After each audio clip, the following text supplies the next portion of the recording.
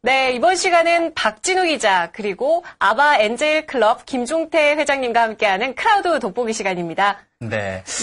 오늘은 우리나라 장애인 사진관 1호라 불리우는 바라봄 사진관의 나종민 대표와 함께하겠습니다. 네, 어서 오세요. 안녕하세요. 반갑습니다. 네.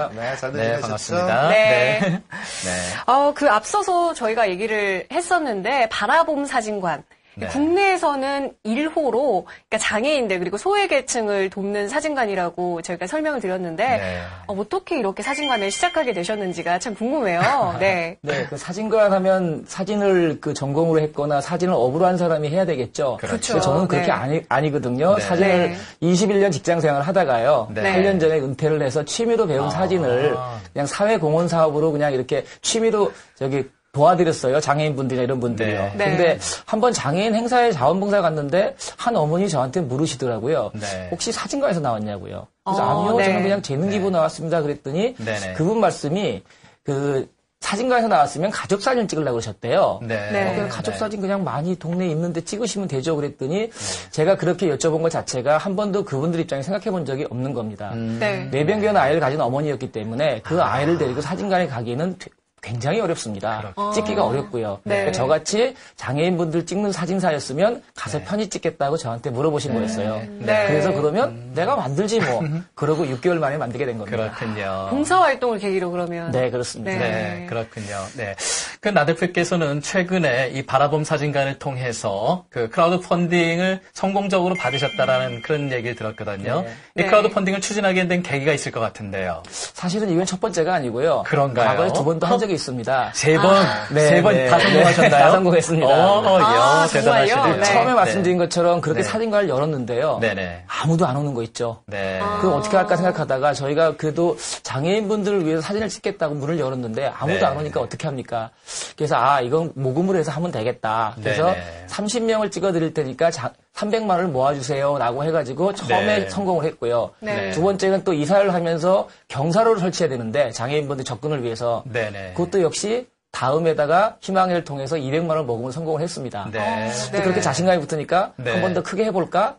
그 계기가 된 게 이제 아르코라는 문화예술위원회에서 저희한테 한번 같이 모금을 하면 어떻겠냐고 오퍼가 왔어요. 그래서 생각한 게 서울과 지방의 모든 면에서 차이에 의해서 사진도 역시 재능기부도 지방에는 거의 가지 않습니다. 그래서 사진을 들고 지방 장애인 시설을 다니면 어떨까 생각이 들더라고요. 그래서 그럼 그걸 모금을 하자 해서 2천만 원이랑 거금을 한번 시작했습니다. 그랬군요. 그게 성공을 거둔 거네요. 그렇죠? 쉽진 않았지만 2천만 원이면 모금을 성공해서 저희 역사에도 상당히 기록에 남습니다. 그렇군요. 수유 기자님, 그 예술나무라는 게 어떤 플랫폼이고 어떻게? 2011년도에 한국문화예술위원회에서 만들어진 하나의 크라우드 펀딩 플랫폼이에요. 한국예술문화예술위원회.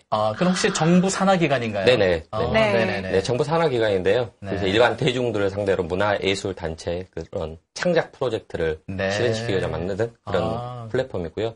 지금도 여러 사례가 지금 크라우드 펀딩이 지금 이루어지고 있고 가장 대표적인 사례로 들자면 2011년도에 여러분이 잘 아시는 그 아리랑 광고 있잖아요. 그것도 그 예술나무에서 만든 그런 크라우드 펀딩을 이제 성공시켰는데요. 아마 그때 알기로 제가 뉴욕 타임스 스퀘어 광장에서 그때 광고를 했거든요. 그것 때문에 아마 아리랑이 전 세계적으로 유명해졌을 거라고. 그렇군요. 그럼 이쯤에서 이 바라봄 사진관에서 크라우드 펀딩을 받아 성공했던 그 유랑단, 사진 유랑단 한번 함께 살펴보도록 할까요? 그럴까요?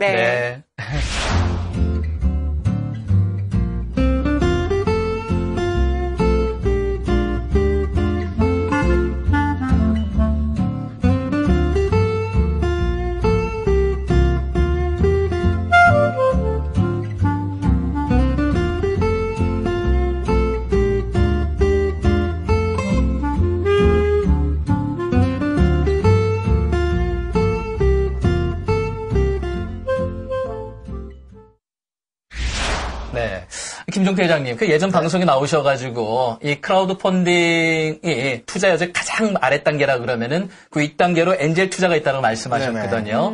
우리 지금 나 대표께서는 좀 전에 말씀하셨듯이 3번의 크라우드 펀딩을 다 성공하셨는데, 그 엔젤 투자자 입장에서는 제가 단도직입적으로 묻겠습니다. 투자하시겠습니까? 참 아주 애매하고 곤란하고 주저스러운 답변하기 어려운 질문하셨는데요. 네. 엔젤 클럽은 어차피 아시겠지만 그 수익을 목표로 지분 투자형 그 크라우드 펀딩과 이제 관련이 깊다고 볼 수가 있어요. 그렇죠. 근데 지금 여기 그 우리 대표님 하시는 그 사진과는 일종의 이제 그 크라우드 펀딩 자체가 이게 후원형, 보상형 이런 형태하고 이렇게 섞여 있거든요. 그 얘기는 뭐냐면 여기 참여하는 네티즌들이 정말 순수한 마음으로 이렇게 그 기부한다는 마음으로 이제 투자를 하는 거기 때문에 엔젤 클럽에서 그 수익을 목적으로 투자하는 거하고 약간 이제 성격이 다르겠죠. 근데 저는 이거 보면서 아직은 우리 사회가 살만한 세상인가 아닌가. 왜 그러냐면 그동안 우리 그 사회 안전망의 문제, 그다음에 또 여기저기서 안 좋은 우울한 소식들이 많이 들려왔잖아요. 근데 사회적인 소외계층이나 그 뭐 취약계층을 위해서 이렇게 민간 쪽에서 뭔가 이렇게 조그만 움직임들이 이게 좀 잘 이렇게 퍼져나가면 좀 사회운동까지 가능하고 또 사회 전반에 어떤 이런 것들이 퍼진다면 더 이 아름다운 사회가 되지 않을까 그런 생각을 하는데 그런 측면에서 저는 그 우리 그 엔젤 투자 말고 이런 어떤 크라우드 펀딩에서도 제가 볼 때는 어떤 그 3F라는 게 있는 것 같아요. 3F요? 처음 들어보셨나요? 그러니까 우리 투자 쪽에서는 흔히 얘기하는 건데 1번 F가 패밀리. 그러니까 가족들 투자를 해주는 거죠. 그러니까 2번이 이제 F가 프렌드, 친구들이. 그 다음에 이제 세 번째 F가 이제 팬. 또 한편에서는 풀이라고도 얘기를 해요. 예전에 우리 그 엔젤 투자 클럽 회장이었던 우리 고영하 씨께서 나와가지고 한번 말씀하셨던 것 같아요. 그래서 이제 그 어쨌든 지인들이 이제 잘 아는 사업에 이제 투자를 하거나 그 프로젝트에 투자를 하게 되는데 우리 대표님도 이제 그 굉장히 열심히 지인들하고 이제 네트워크가 아주 강력하게 돼 있어서 그런 측면에서 이제 이번에 짧은 기간 안에 그 프로젝트가 성공했던 것 같고요. 하여튼 이런 것들이 하나의 마중물이 좀 돼서 좀 활발한 이런 활동들이 좀 전개가 됐으면 좋겠다는 뭐 개인적인 생각이고 엔젤 클럽에서 투자는 아니지만 제 개인적으로 적극적으로 어떤 활동을 할 수 있는 게 있고 도와줄 수 있는 게 있으면 몸을 하여튼 써서라도 한번 불러서 가시는데요. 메모해 주세요. 기억하겠습니다. 안 그래도 말씀하셨듯이 이 짧은 시간에 이 크라우드 펀딩을 성공하셨는데 나 대표님께서 이 크라우드 펀딩에 성공할 수 있기까지 뭔가 홍보 방안이 있었을 것 같은데 그렇겠죠. 사실은 온라인, 오프라인을 다 이용했습니다. 온라인이라 하면 요즘엔 빼놓을 수가 없는 게 이제 페이스북이죠. 그렇죠. 사실은 제가 과거에 이 사진관을 하기 전까지 페이스북을 안 했습니다. 개인적인 노출 이런 거. 근데 사진관을 하면서 어쩔 수 없이 홍보 수단이 그렇다고 저희가 뭐 광고할 수 있는 것도 아니기 때문에 페이스북을 했고요. 그동안 쭉 이어왔던 그 인맥, 또 개인적으로 오프라인으로 많이 만났던 분들, 또 그리고 하나의 또 큰 또 오프라인 축이 제 대학교 동문입니다. 과거에 대학교 다닐 때 만들었던 그 동아리가 있는데요. 그 동아리에 계신 분들이 많이 도와주셨어요. 그래서 그 중에서 사실은 좁쌀이 한번 굴르는 것보다 수박이 한번 굴르는 게 낫죠. 표현이 좀 그렇죠. 그래서 사실은 그 수박을 찾은 곳이 바로 저희 그 동문회고요. 그래서 거기 계신 분 중에 뭐 100만 원 하신 분도 2분, 50만 원 하신 분이 7분 이런 식으로 오프라인도 활용하고요. 근데 그런 모든 네트워크들이 사실은 하루아침에 이루어지지 않았겠죠. 한 번도 안 보던 분 찾아가가지고 제가 동문이라고 돈 달라고 기부라고 하지만 주시겠습니까? 그래서 오랜 기간 동안 사실 쌓아왔던 그런 네트워크가 이번에 적극적으로 활용된 것 같습니다. 크라우드 펀딩을 하려면 정말 네트워크가 중요하네요. 그 플랫폼도 사실은 플랫폼에 회원들이 많아서 웅성웅성하고 들썩들썩해야 거기서 프로젝트가 있으면 이제 투자하는 사람들이 쫙 하게 되는데 이 정부에서 하는 이런 어떤 예술나무 같은 플랫폼 같은 경우는 회원들이 이제 많지는 않거든요. 그러다 보니까 과연 이게 성공할까 걱정을 많이 했는데 이 지인들 우리 또 아까 얘기했던 3F 이런 것들이 적극적으로 하여튼 똘똘 뭉쳐서 그래서 뭐 제가 볼 땐 바람직한 행태 같아요. 그럼 이번 사진 유령단 그 크라우드 펀딩에 동참한 분들께서는 이후에 받는 게 있나요? 뭔가 혜택이 있을 것 같은데. 사실은 미끼를 드려야죠. 근데 사실은 그 미끼 때문에 하신 분은 거의 없는 것 같은데 저희가 미끼를 걸었던 거, 그러니까 리워드죠. 했던 건 뭐냐면 저희가 사진을 하는 곳이니까 사진을 드릴 수밖에 없죠. 다른 걸 드리는 것보다는요. 그래서 뭐 얼마 이상 하시면 가족 사진을 드리겠다, 얼마 이상 하시면 프로필 사진 찍어드리겠다 이런 식으로 저희가 했는데요. 과거에 했을 때도 비슷한 형태의 리워드를 했는데 사실은 그분들이 그걸 위해서 기부하거나 하시지 않았기 때문에 실제로 그렇게 와서 하시지는 않더라고요. 그렇지만 저희는 최선을 다해서 해드리고 싶어서 연락을 드리고 이렇게 자꾸 종용을 하고 있습니다. 근데 제가 사이트에 들어가서 봤거든요. 나 대표님께서 그 찍으신 사진들을 봤는데, 그러니까 정말 매력적인 사진들이 많았어요. 그러니까 감사합니다. 어떻게 설명을 드려야 할지 모르겠는데, 뭔가 환하게 웃고 있는 그 사진들을 어떻게 보면 지금은 전문가라고 또 할 수 있으실지도 모르겠지만, 그렇죠? 네, 처음부터 이 포토그래퍼로서 일을 하시지 않으셨는데 어떻게 그런 사진을 찍으신 비결이 있으신지. 아니 여기 매일 네. 카메라 앞에 서시는 MC분들도 이렇게 카메라 앞에서 어색하시다 네. 그러는데 저희 찾아오시는 분들은 그러니까요. 거의 99%가 사진관에 그러니까 조명 앞에 처음 서신 분들이에요. 네. 당연히 그런 분들은 어색하시죠. 네. 그 유명한 사진 작가인 그 로버트 카파 종군 기자입니다. 네. 그분이 한 얘기 중에 뭐가 있냐면 당신의 사진이 만족스럽지 못하면 가까이 다가가지 않았기 때문이라고 얘기하는 겁니다. 멋진 말이네요. 근데 그분이 그 피사체가 만약에 사람이라면 물리적으로 가까이 다가가는 것도 중요하겠지만 사실 더 중요한 거는 마음으로 다가가야겠죠. 그래서 저희 오신 분들한테 사진을 처음에 찍을 때는 절대로 그냥 사진기부터 들이대지 않습니다. 오시면 한 20-30분 그냥 이렇게 수달 떠옵니다. 이렇게. 이야기를 틀어주시고 그분들이 조명 앞에 섰을 때는 저와 이미 어느 정도 교감이 이루어졌기 때문에 그래도 이쁜 얼굴을 잡아낼 수 있는 겁니다. 그렇군요. 어떻게 보면 그 나 대표께서는 지금 제2의 인생을 지금 살고 계시는 것 같은데요. 맞습니다. 그러니까 이 일을 시작하시면서 어떤 그 변화라 그럴까? 그런 가장 큰 변화가 어떤 게 있을까요? 사실은 21년 동안 직장 생활을 하면서요. 나름대로 저 자신, 그 다음에 저 집을 잘 케어하면서 나름대로 잘 행복하게 살았던 것 같습니다. 그런데 그때 행복은 오로지 저만 혹은 저 가족만을 위해서 행복했던 것 같아요. 근데 지금은 처음부터 계획해서 일을 했던 건 아닌데 지금 하고 있다 보니 저만 행복한 게 아니라 제 주위에 계신 분들도 많이 행복하십니다. 예를 들면 기부하신 분도 행복하시고요. 그렇죠. 저한테 재능 기부를 해주신 분도 행복하고요. 당연히 저희 사진을 통해서 수혜를 받으신 분도 행복하고요. 근데 그렇게 주위에 행복한 분들이 많아지다 보니까 제가 오히려 손해를 봐야 될 것 같은데 오히려 그때 느꼈던 행복보다는 더 크게 느끼고 있거든요.